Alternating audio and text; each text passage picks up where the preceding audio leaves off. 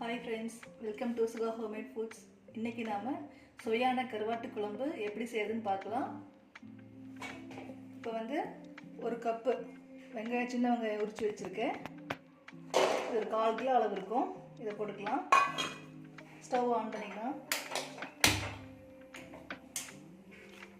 இதில் ஒரு 10-15 பல் பூண்டு அளவுக்கு போட்டுக்கலாம். இந்த 2 துண்டு இஞ்சி போட்டுக்கலாம்.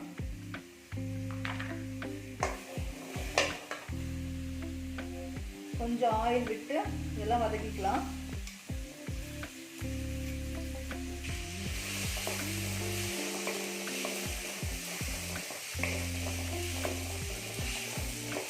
கொஞ்சம் நல்லா வதங்கட்டும். வெங்காயம் பாதி அளவுக்கு வதங்கினதையும் இப்போ தக்காளி சேர்த்துக்கலாம்.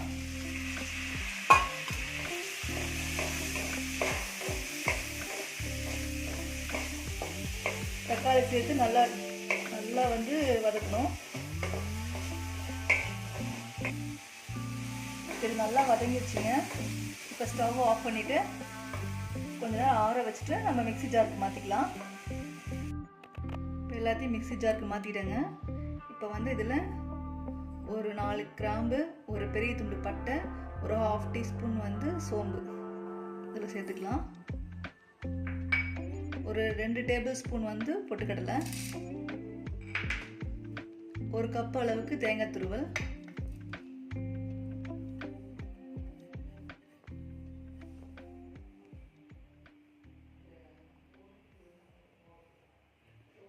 இது கொத்தமல்லி தூள். இதை நான் வீட்லேயே அரைச்சி வச்சுருக்கேன். இதில் ஒரு 4 டேபிள் ஸ்பூன் சேர்த்துக்கலாம். இது நான் கொத்தமல்லி, மிளகாய், சீரகம் எல்லாம் போட்டு அரைச்சி வச்சுருக்கேங்க. இது நம்ம செய்கிறது நல்லா வாசமாக நல்லாவும் இருக்கும், டேஸ்ட்டும் நல்லாயிருக்கும். இதோட 2 டேபிள் ஸ்பூன் கறி மசாலா தூளும் ஆட் பண்ணிக்கலாம். இதெல்லாம் கொஞ்சம் தண்ணி ஊற்றி நான் நைஸாக அரைச்சிட்டு வந்துடலாங்க. இப்போ ஒரு கடாயை வச்சுக்கலாங்க. இப்போ இதில் தேவையான அளவு ஆயில் சேர்த்துக்கலாம். எண்ணெய் காஞ்சிருச்சு. இப்போ கடுகு சேர்த்துக்கலாம்.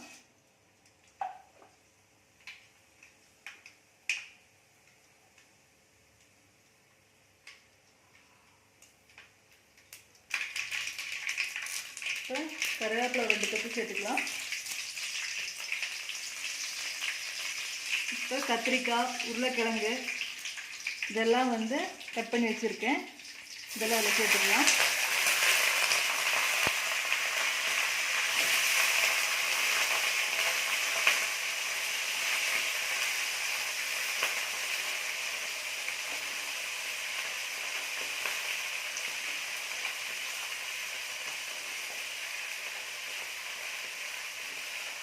சேர்த்து இப்போ நல்லா வதக்கிக்கலாங்க.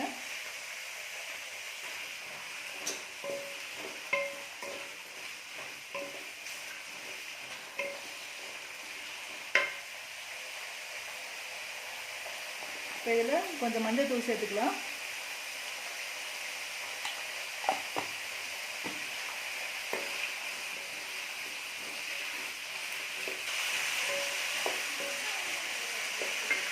இப்போ இதில் 2 டேபிள் ஸ்பூன் வரமிளகாய் தூள் சேர்த்துக்கலாம். சேர்த்து நல்லா வதக்கிக்கலாம்.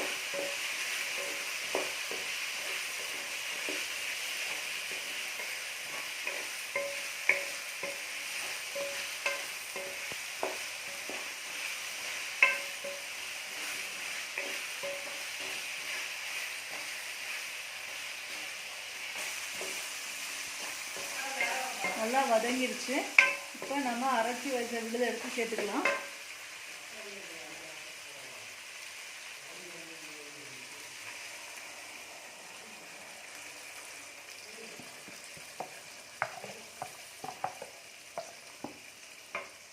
கொஞ்சம் தண்ணி சேர்த்து கலந்து ஊற்றிக்கலாங்க.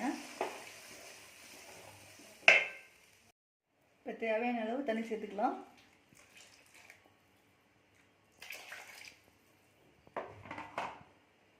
சேர்த்து நல்லா கலந்து விட்டுக்கலாங்க.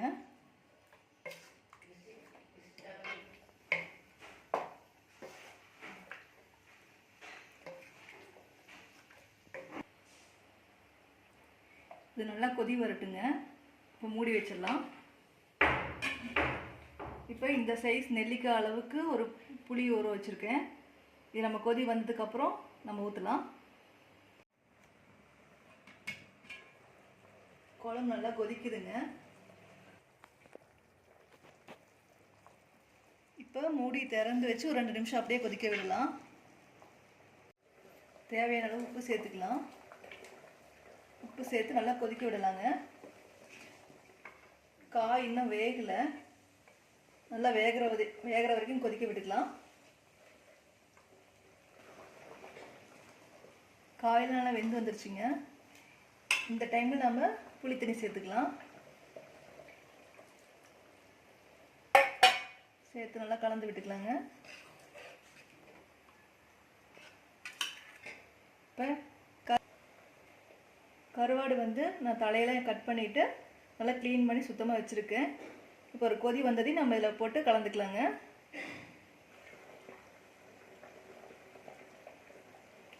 கொதி வந்துருச்சுங்க. இப்போ நம்ம இந்த கருவாடை சேர்த்துக்கலாம்.